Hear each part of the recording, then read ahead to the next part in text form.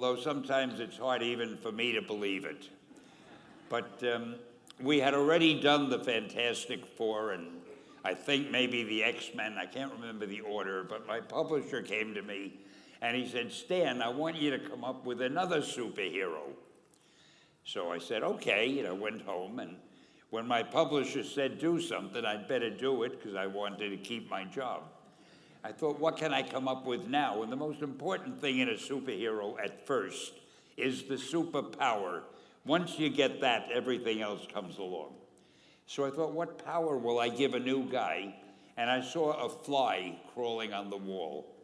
And I said, hey, if I could get a superhero that could stick to walls and crawl on them, man, that would be cool. And no, I'm lying to you.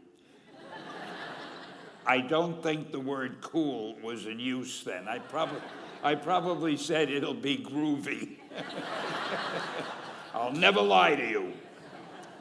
So I thought that was good. Now I needed a name. So I said, well, let's see, Fly Man, Mosquito Man. I got down to Spider-Man. Spider-Man. It just sounded dramatic.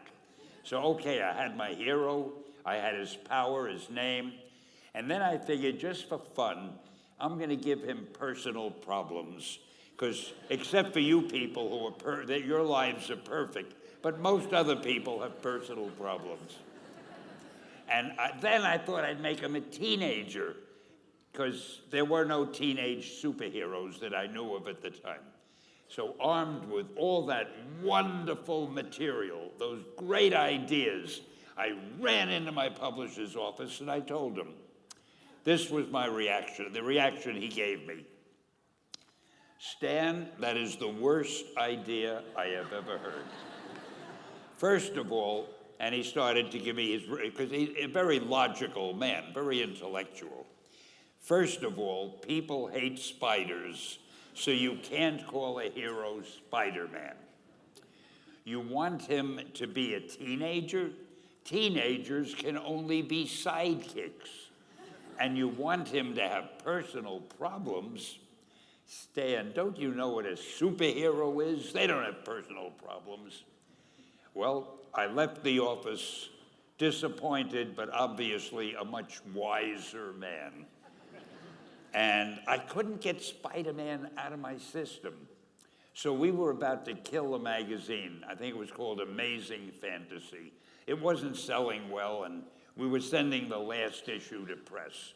When you do the last issue of a magazine, nobody cares what you put in it because the book is dying. Just to get it out of my system, I put Spider-Man in Amazing Fantasy, featured him on the cover, forgot about it.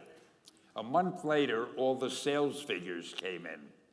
My publisher came racing into my office.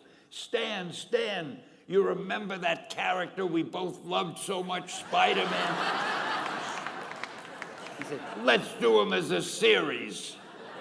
Now, why am I telling you this?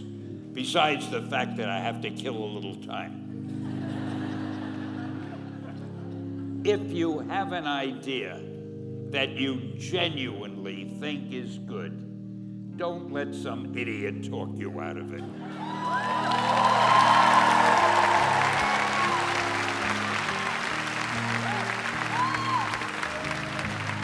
Now, that doesn't mean that every wild notion you come up with is going to be genius, but if there is something that you feel is good, something you want to do, something that means something to you, try to do it.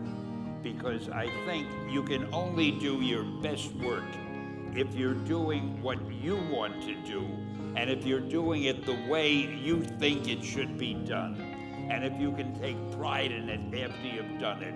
No matter what it is, you can look at it and say, I did that, and I think it's pretty damn good. That's a great feeling. So don't let idiots talk you out of something that you think is good.